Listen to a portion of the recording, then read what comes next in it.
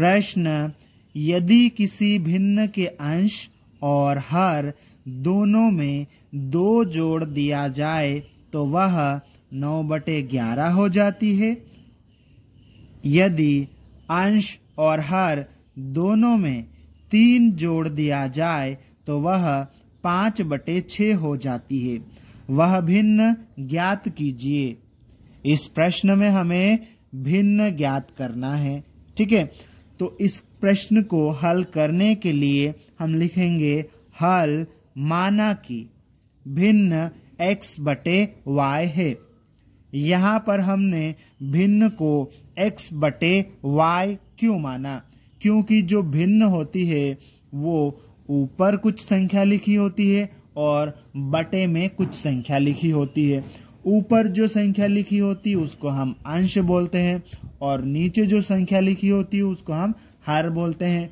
इस तरह से भिन्न अंश बटे हर के रूप में होती है, तो इसलिए हमने भिन्न को x/y मान लिया है। ठीक है, अब उसके बाद में हम लिखेंगे अब प्रश्नानुसार।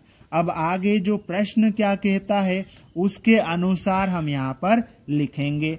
तो देखो जरा प्रश्न क्या कहता है, उसका पहला कथन या स्टेटमेंट क्या है, तो पढ़ते हम इसको। यदि किसी भिन्न के अंश और हर दोनों में 2 जोड़ दिया जाए तो वो 9/11 हो जाती है।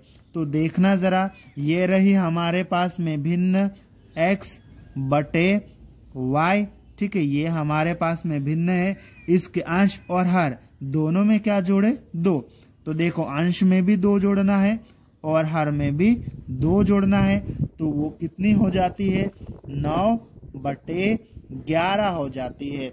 मतलब 9/11 के बराबर हो जाती है।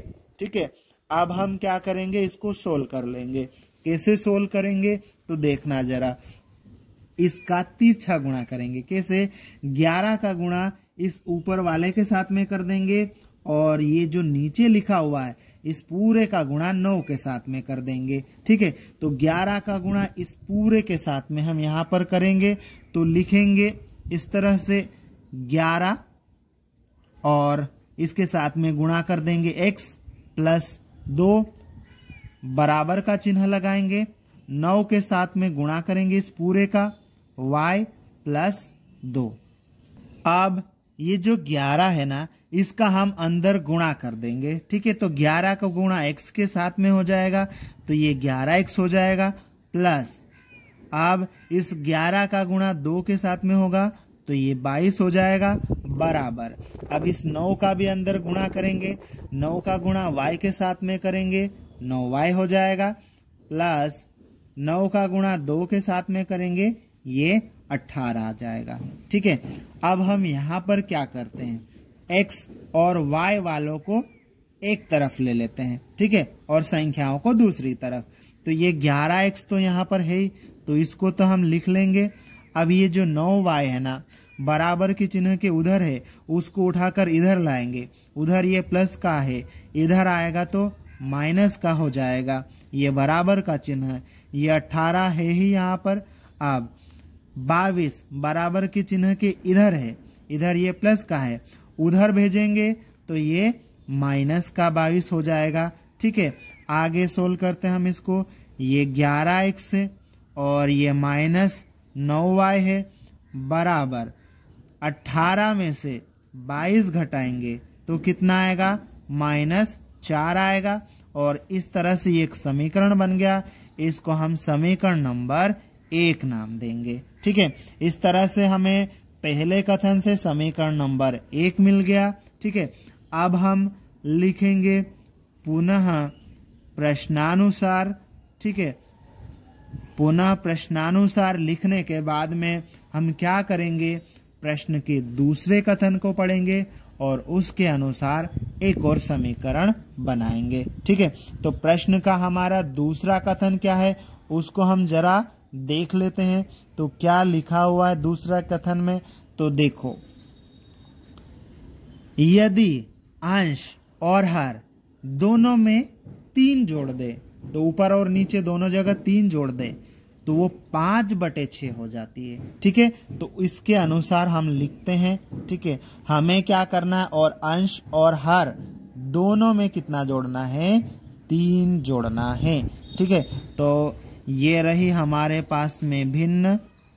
ठीक है, और इस भिन्न के अंश और हर दोनों में 3 जोड़ना है, मतलब ऊपर भी 3 जोड़ना है। ठीक है, और यहाँ पर नीचे भी 3 जोड़ना है।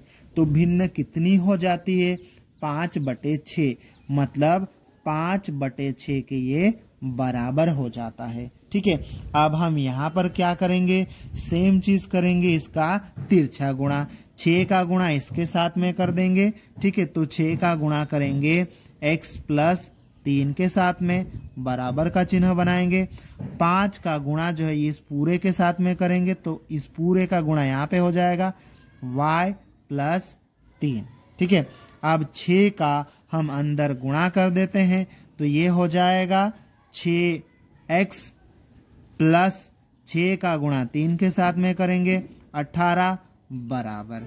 ठीक है, अब आगे 5 का गुणा y के साथ में करेंगे 5y + 5 का गुणा 3 के साथ में करेंगे, ये हो जाएगा 15। ठीक है, अब हम यहाँ पर क्या करते हैं, x और y वालों को एक साथ ले आते हैं। ठीक है, तो ये 6x इधर है। ठीक है, ये 5y बराबर के चिन्ह के उधर था, उधर प्लस का, और इधर आएगा तो माइनस का हो जाएगा।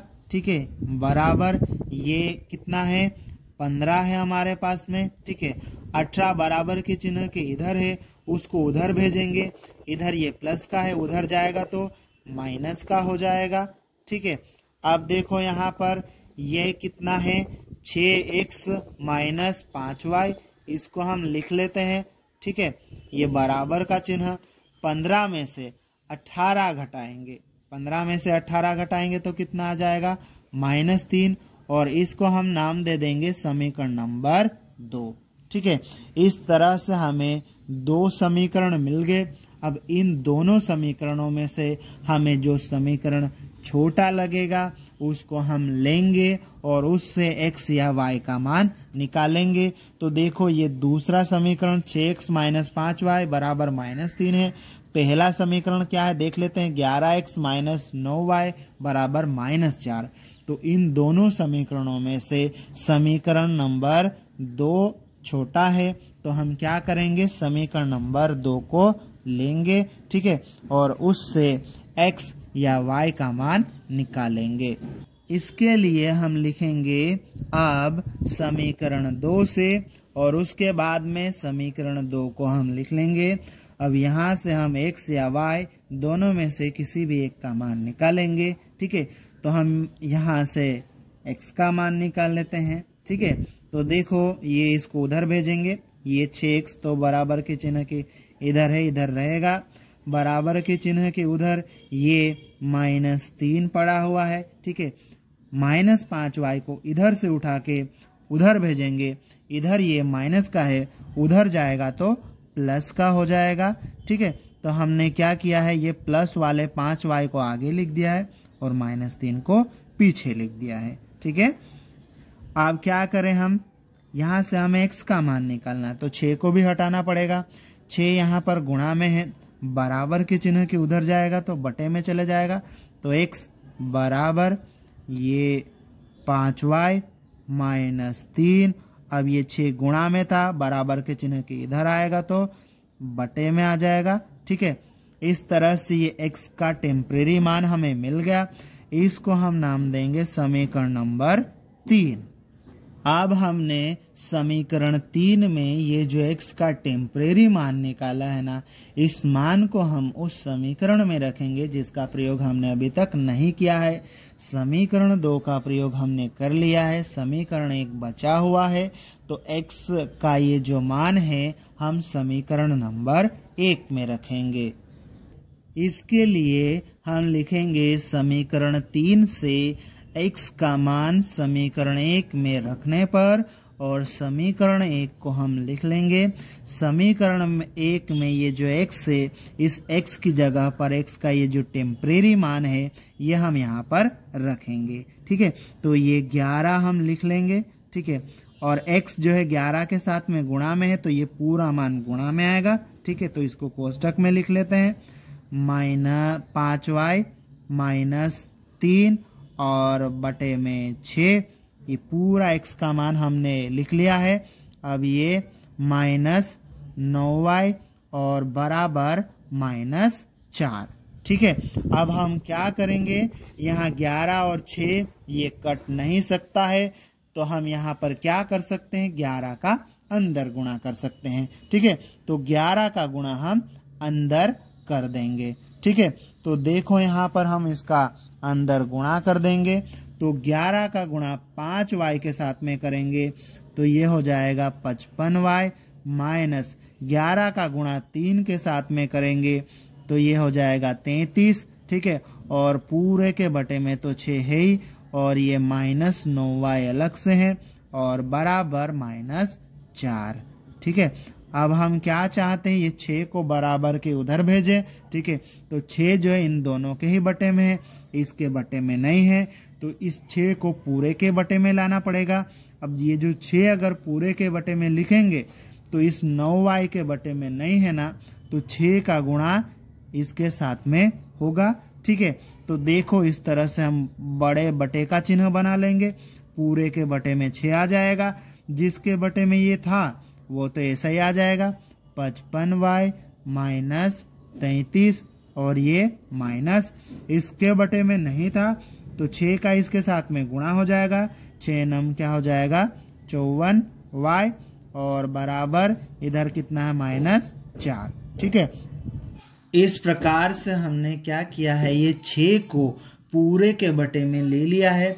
अब हम क्या करेंगे, इस 6 को बराबर के चिन्ह के उधर भेजेंगे, बराबर के चिन्ह के उधर भेजेंगे तो ये 4 के साथ में गुणा करेगा। ठीक है, तो ये क्या आ जाएगा, यहाँ पे आ जाएगा 55y और ये -33 फिर -54y और बराबर और ये -4, इसके साथ में 6 आएगा तो किस में आएगा, गुणा में। ठीक है, बटे में था तो कहाँ आएगा, गुणा में आ जाएगा। ठीक है, और ये 55y और -54y हम ले लेते हैं, y वालों को एक तरफ कर लेते हैं और संख्याओं को दूसरी तरफ कर लेते हैं। 4 का गुणा 6 के साथ में करेंगे 24 हो जाएगा, ये -24। अब ये जो 33 है माइनस का, इसको हम बराबर के चिन्ह के उधर ले जाएंगे। ठीक है, ये और ये तो हमने लिख लिया, इसको बराबर के चिन्ह के उधर ले जाएंगे, माइनस का है उधर जाएगा तो प्लस का हो जाएगा। ठीक है, आप देखो ये जरा 55y में से 54y को घटाएंगे तो कितना आ जाएगा, y आ जाएगा। ठीक है, अब ये 33 है, ये प्लस का है और 24 माइनस का है, दोनों के चिन्ह अलग अलग है तो घट जाएगा। ठीक है, 33 में से 24 को घटाएंगे तो कितना आ जाएगा, 9 आ जाएगा। ठीक है, इस तरह से y का मान हमें 9 मिल गया है। अब y के इस मान को हम कहाँ रखेंगे, समीकरण नंबर 3 में। इसके लिए हम लिखेंगे y का मान समीकरण 3 में रखने पर, और उसके बाद में समीकरण नंबर 3 को हम लिख लेंगे। समीकरण नंबर 3 में ये जो y है, इस y की जगह पर y का मान हम रखेंगे। ठीक है, तो ये x बराबर 5, y का मान कितना है यहाँ पर 9, तो ये 9 हम रख देंगे, -3 और बटे में कितना है 6। ठीक है, आगे x बराबर 5 गुणित 9 कितना हो जाएगा, 45 -3 और बटे 6। अब 45 में से 3 घटा देंगे तो कितना आ जाएगा, 42, तो x बराबर 42 बटे 6।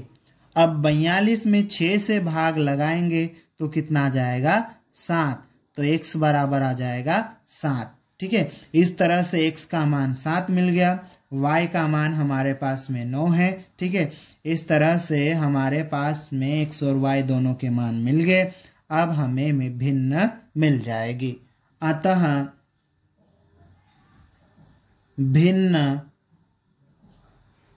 बराबर भिन्न को हमने क्या माना था, x बटे y, मतलब ऊपर x का मान आएगा और बटे में y का मान आएगा। x का मान हमने 7 लिख लिया, y का मान 9 है, ठीक है, ये हमने लिख लिया और ये हमारी भिन्न होगी, ठीक है, और यही हमारा उत्तर है।